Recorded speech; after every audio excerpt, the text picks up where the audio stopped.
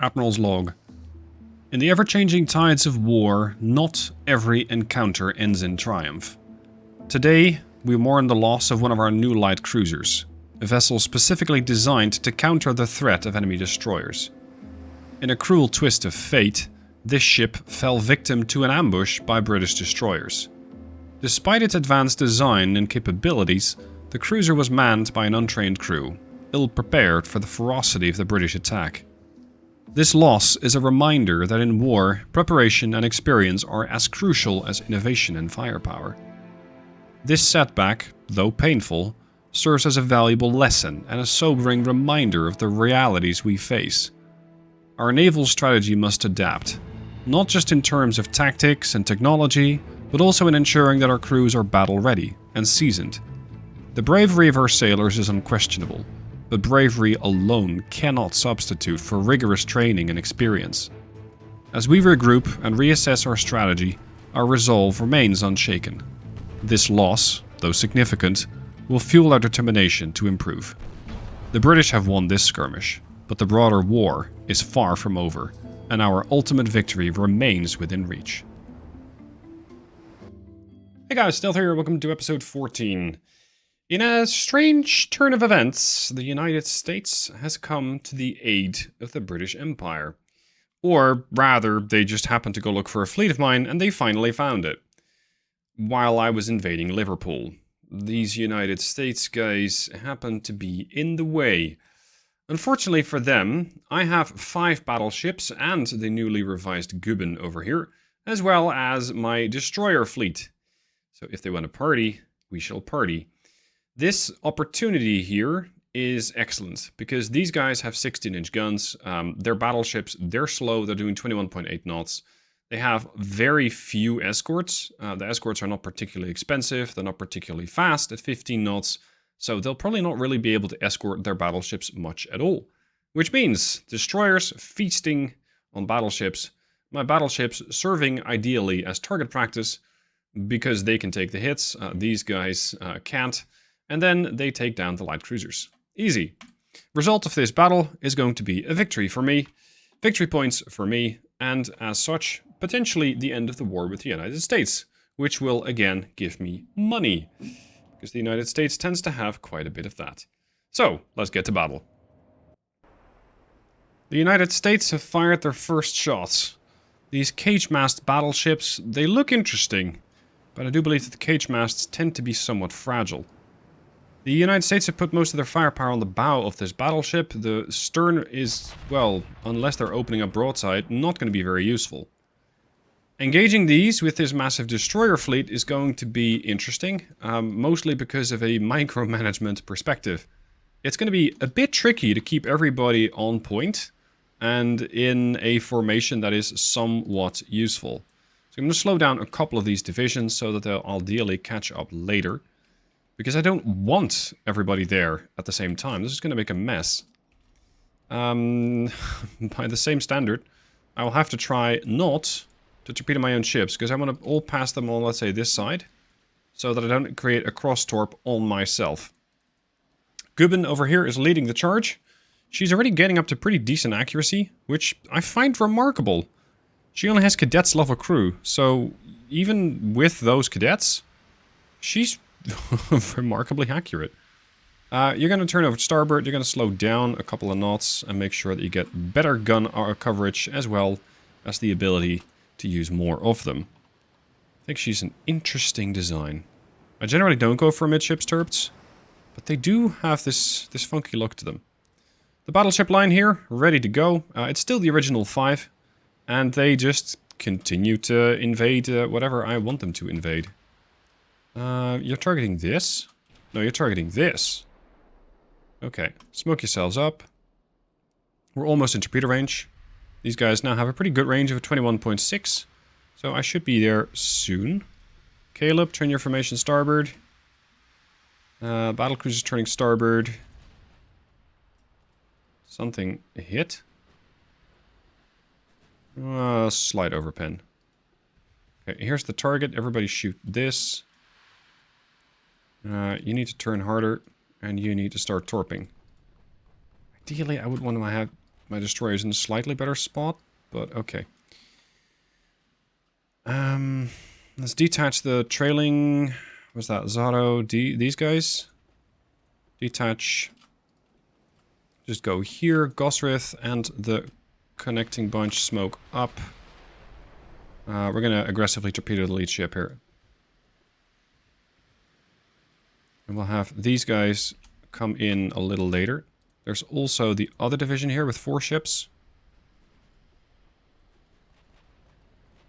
Gubbin never changes course. At least not if I'm in charge. Lost line of sight on some ships. Excellent. Okay, torp this. You and you can start torpedoing. They're turning over the other way. Interesting. Not exactly where I wanted them to go. You're going to continue on your turn. Increase speed a bit. Let's say maintain a slight starboard deviation. Come on, Gubbin. Send it. Good accuracy on that ship. Let's see if the Americans brought armor this time around. Oh, crap. Travis, you're at risk of getting hit by friendly fire. Torpedoes are out from the Travis. Some flooding there.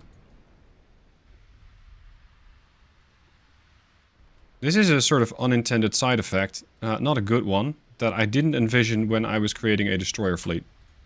You have a very serious chance of torpedoing yourself. And managing all of these boats... It's not ideal. You can continue on your course or fall ahead flank. Okay, Travis is fine. Travis can start pushing back. We're going to turn this whole piece of the Atlantic... Oh, sorry, the Irish Sea is where we're at. Into one torpedo soup. Ideally, these guys are going to get hit, and hit time and time again. While my destroyers run away, reload, and do it again. Battleship's 12-inch guns are doing damage, but they're overpenning the second tower. You... Which div is that? This one. Okay, this is going to get... Oh, a little uncomfortable. Okay, you are taking down Georgia, that's good. So, you, and you... You're going to torpedo the second ship in line. Not this one, because if they torp, they'll not really get a good angle on it. And you're going to disengage with the rest of that formation of Gosrith. Yeah, they're definitely not having a good time with the torps. Doesn't look like I'm getting any hits yet, but there's plenty more on the way. Randall. Torpedo this. Let's see, that's the Randall E46. You can also torpedo this. And we're going to slowly start turning away. Yep, that's the Travis division. Excellent. So the Kentucky took quite a bit of damage, but it seems to be not that bad.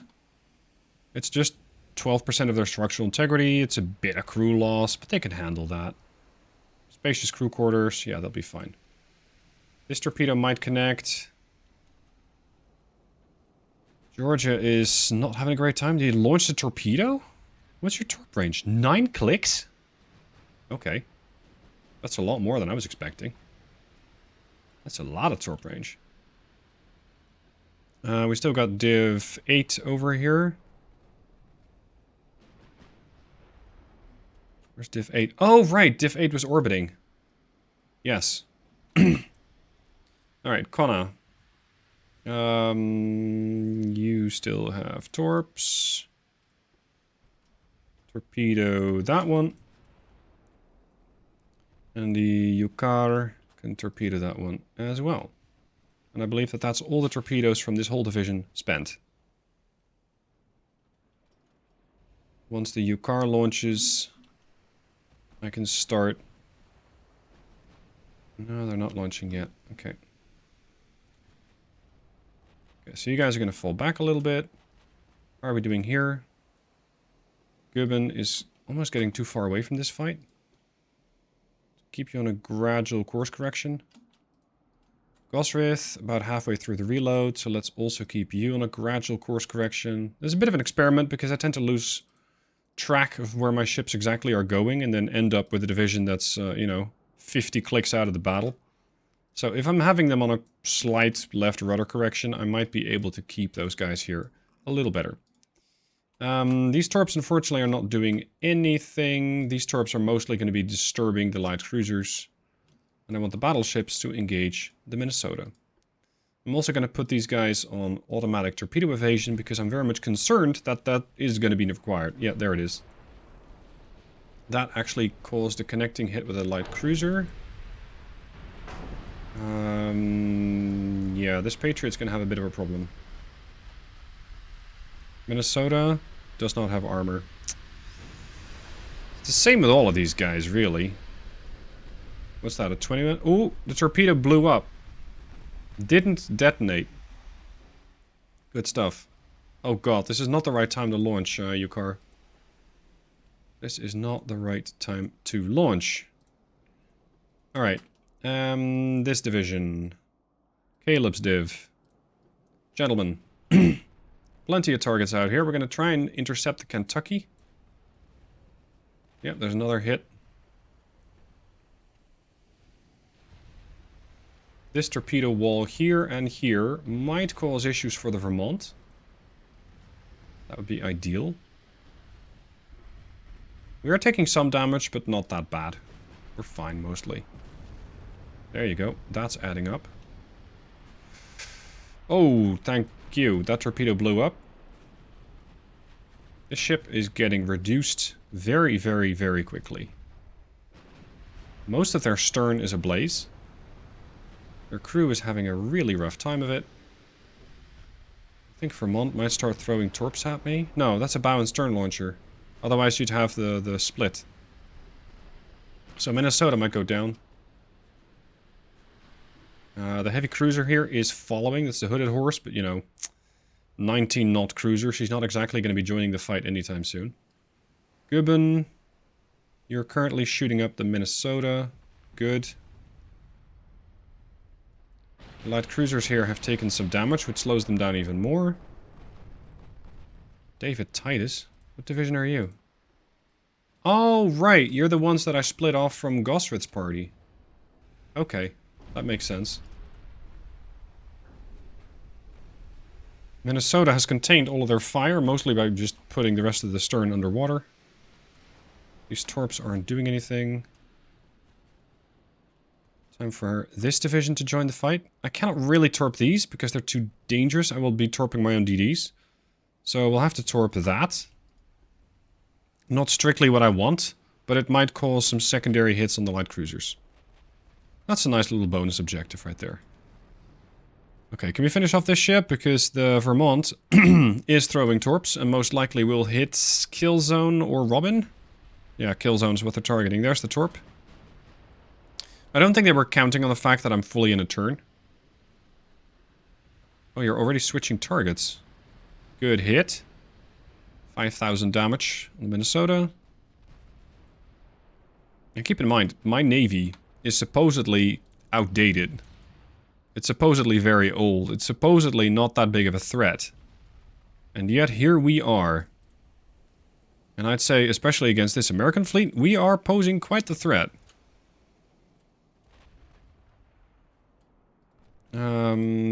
Yes.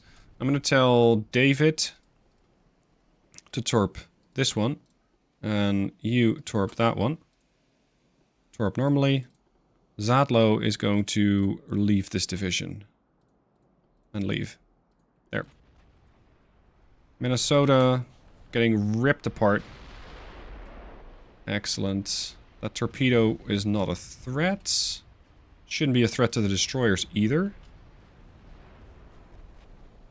I think it's time to start smoking up this division.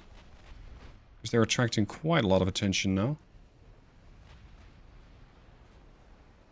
There goes Minnesota. Excellent. Do I even need to torpedo this thing? Maybe I can just keep punching it with the 5-incher. Maybe that's enough. Alright, are you guys stuck in a turn or something? What's going on here? Oh, you're leveling out your rudder or something. That's why the American Patriot won't turn. Okay. What are we doing with those torps? You did torp. Something torped. Ah, here they are. Torps are on the way. Very good. They still haven't landed any of their torps. Gubbin, you still around? Yeah. Not exactly where I'd expect you to go. Target the Kentucky. These American ships. They're not exactly in a very good spot here. Oh, you guys are throwing torps, are you? No, you're not. Well, you might start. Range towards the other side is about 15 to 18. Oh, that's looking like a good salvo. Yes. Damage done by the 15s is 5,000, but damage done by the 12s is 52k. Kentucky's going to eat a torpedo. Enjoy your snack. There's another 8k damage.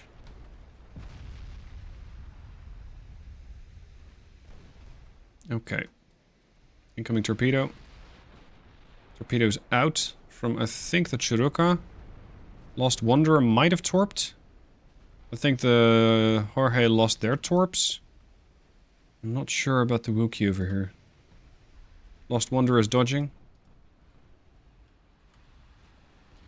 Yeah, Kentucky might have an issue with their buoyancy. They're down to 23% and dropping. Judging by firing arcs and positions, it's not an ideal target to shoot at. Oh, the kill zone got mauled a little bit. Did you take a torp or what? What happened to you? Oh, you got hit by a 16-incher. Okay, fair enough. That'll do it. This thing is taking... Oh, you took a torpedo hit, Vermont. From me? Yeah, from one of the DDs. Kentucky. 3%. We're thinking about it. 2%. Flooding. Most likely toast. What are my battleships doing and why are they all turning? It's weird. It's like my battleships are stuck in a permanent turn. Hold on. I'm losing track of these DDs here. It's Caleb's division. Come here, Caleb. What are these light cruisers packing? 7-inch guns? Many? No, 2. I can handle that. But they got 26 3-inchers. So don't close to point-blank range, because you might not come out of there alive. The Kentucky is slowly, but steadily rebuilding their structural integrity. Sorry, not their structural. They're slowly but steadily rebuilding their capabilities of staying afloat. They're back up to 3% from, I think it was 1%. So they're getting there. Oh, 0.5. Gone. Kentucky eliminated. It's another battleship down. Leaving them with the Georgia, which has already lost her superstructure. You should have armored that up with more than tissue paper. And then we have the Vermont. After that, it's just eating up a couple of light cruisers and we should be done. Now this is what you call a tight formation with battleships right here. This is what, 100 meters? If that? Yeah. Okay, 300. Very close formation. Now, what I really hope is happening here is that I'm not losing too much tonnage, because that would mean failure to invade. And the US is just getting in the way, really. They're just annoying my forces, which are very busy invading, I think it was Liverpool. And if they manage to push enough of my forces back into dry dock, I'll not be able to complete that invasion, which would be really bad.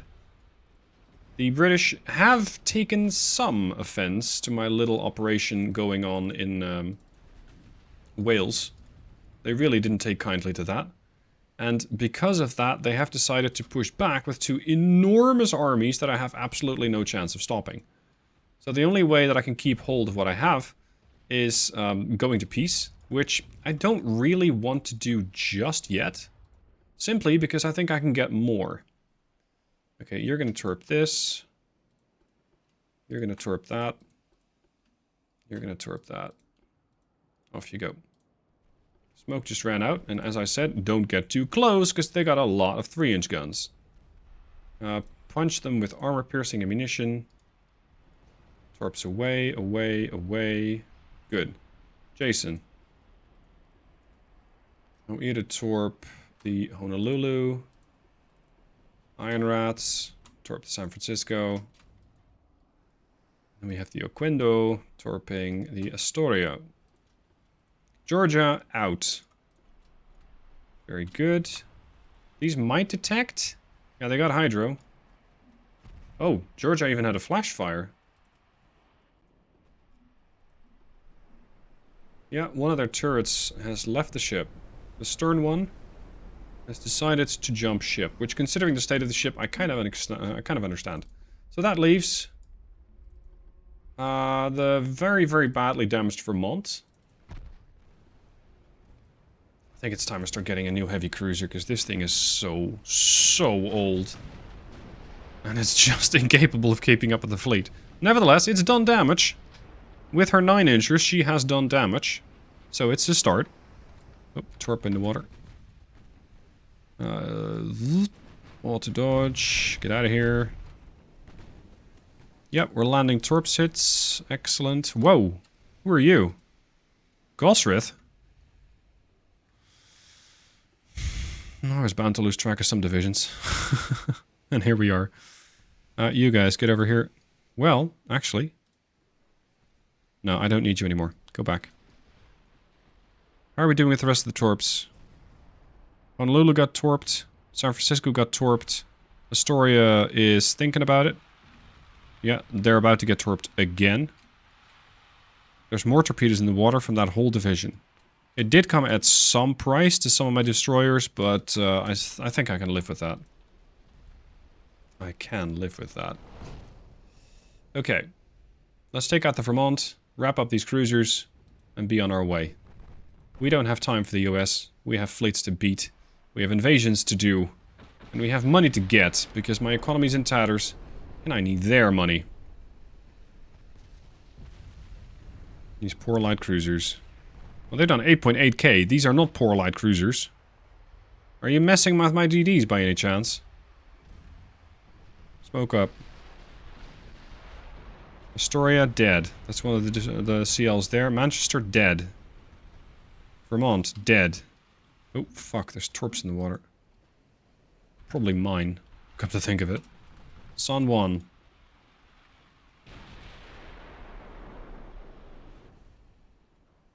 We got a very, very badly damaged Honolulu over here.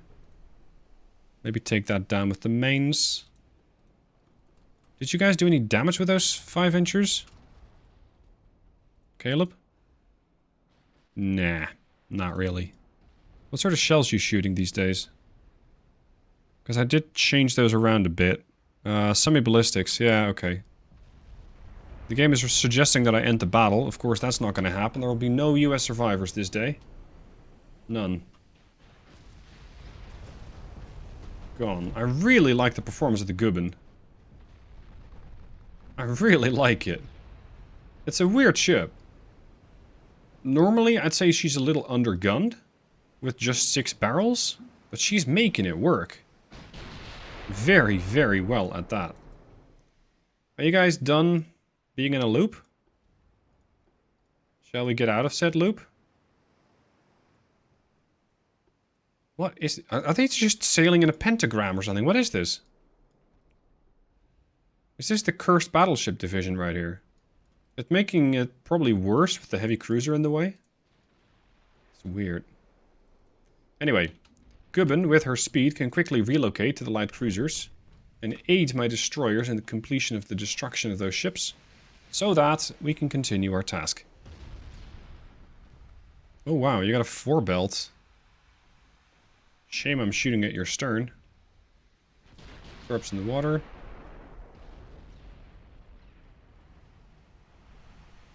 Honolulu, what are you doing? Like 5 knots? 5 knots. Called it. You play this game a lot, you start really picking up on things like that. Like how fast is that thing going? About 5-6 knots. Yep, check, exactly. Dud. That was not a dud. And that one is not a dud. Finish these guys off. Gubbin adding a lot of damage to these ships. Can I get more? Or can I export these? Because I want my allies to have these and not the Sentinel ships that we have been selling them. These are so much better. 30,000 ton battlecruiser. I did unlock battlecruisers of my own. It's just that I can't really arm them with anything good. But I guess the 15-inch Mark II does just fine. Just fine. Secondaries on one, main guns on the other. Take him out.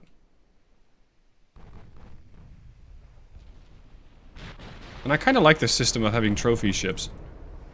Where I just don't build my own battleships. I don't build my own battlecruisers. They're trophies and I re-equip them as I see fit. And depending on the needs that I have for any particular engagement. Because it would mean that I don't have to build a whole lot of big ships. Which tend to be very, very big investments. And of course, well, I don't have a lot of money. Come on.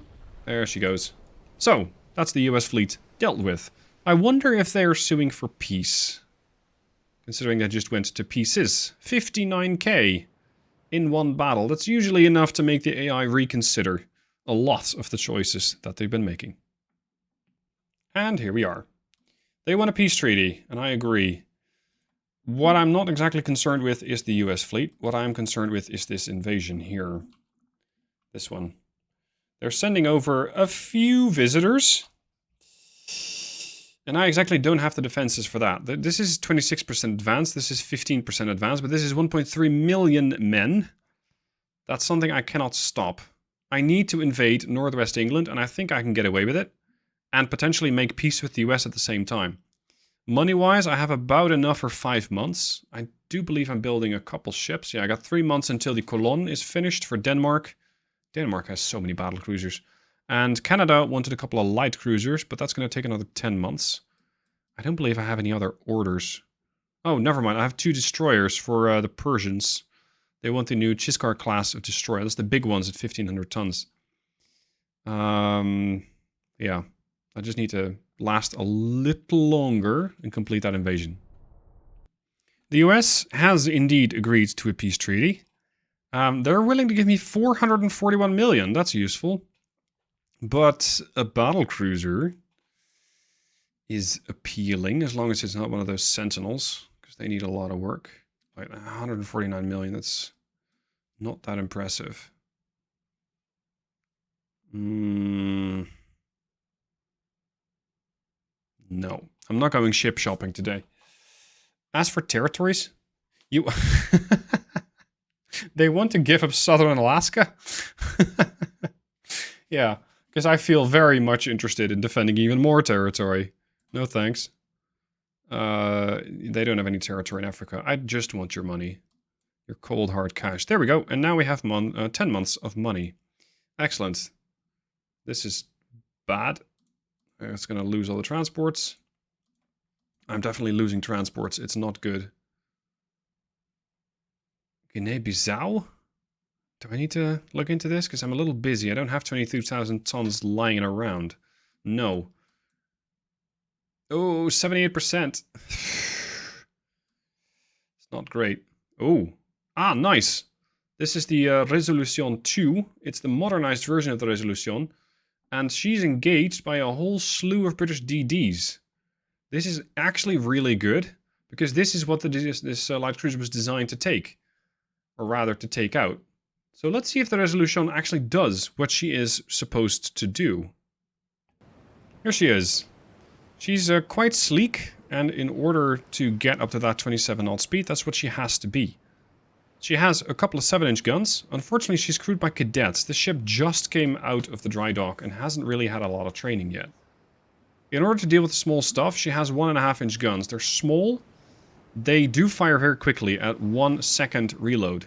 So that's why I carry about 7,500 rounds of ammunition for those units.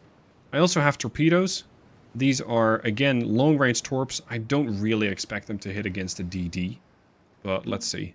As for her armor, main belt, aft belt, forebelt, and superstructure should be sufficient to tank shells coming in from these destroyers. The Viva... I'm just going to put them in the same div. I'm hoping that's going to make it a little easier, because I don't want to have to micro these guys that much. I'm going to be very, very busy micromanaging this this light cruiser here. Target the... yeah, just target the leader. There we go. Oh, partial pen. On the main belt? You're supposed to have armor against that, friend. Damage the funnel. Hold. Do need to snap a picture of you. For posterity and thumbnails. Ah, there you go. That was the DD's 3.5-inch gun that did that. Hold on. Split. You're going to continue on your course. You're going to launch your torps aggressively at that target. Execute. Resolution is going to have to slowly fall back. I'm hoping that those 1.5s are going to be useful. Come on, Viva. There you go. Torps out from the Resolution. Probably torps out from that DD as well, so I'm going to start turning back. I should get some warning, because the Resolution does have a hydrophone. These guys probably have torp range a long time ago. Yeah, 9.5 kilometer range. There's the torp. Oh, they're engaging the DD. Smoke up. I'm hoping that this might mess with some of these other ships, but I don't think it's going to happen. The only damage that's been dealt was by the 2-inch guns, or the 1.5s, really. So, that's a bit disappointing. Viva. Not a reference to Viva La Dirt League, although I do really enjoy their content. Good damage there. Good damage. The ship is expensive compared to theirs. Actually, no. Ariel is 17 million. Come on. Once these guys don't have torps, they're not that big of a threat. The problem is there's a lot of these DDs around. Kempenfeld. Is that an original British ship, or did you get that off the Germans? Sounds distinctly un-British. I think the Viva's not going to survive this encounter. Engage the Ariel if you can. Just make sure you get a bit of damage in. Oh boy, are you in trouble. You're done for. But maybe you can take the Ariel down with you with that last bit of flooding that you gave her. What exactly are you targeting? The Osiris.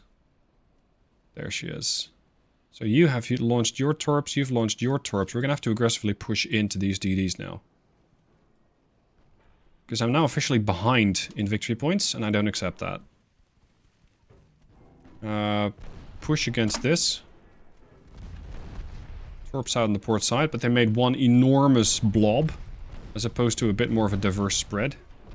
Unfortunate, because I want to spread if I want to have any chances of fucking hell hitting. You were not supposed to have torps ready, damn it. Shit. Okay. Switch the Osiris. We might have to start making an exit. Oh, no! Oh, ow. Yeah, I'm gonna lose this fight. Badly as well. That was awful. Jesus. Yeah, that was dreadful. Okay. So, maybe we need work. We also need to do some work on the crew. Because the crew training just didn't do enough. Cadets, not exactly ideal to run a warship like that. Ow. Unfortunately, despite the odds looking pretty good, I failed to gain control over northwest England. That is really unfortunate. Because I was really hoping to take that territory. I think now it is probably better not to wait until I can invade them again. And just sue for peace. Peace treaty. I want to sue for peace and make sure that I keep Wales, because it's a pretty decent amount of territory. With the rest of the victory points, I might be able to get some more territory off the British in Africa, or get money. We'll just have to see how that goes. Anyway, that'll be it for this episode. I hope you guys have enjoyed it. Let me know what your thoughts are on that last engagement. That was not particularly great. I'm hoping to do better in the future. Thank you for watching. I'll see you soon for more.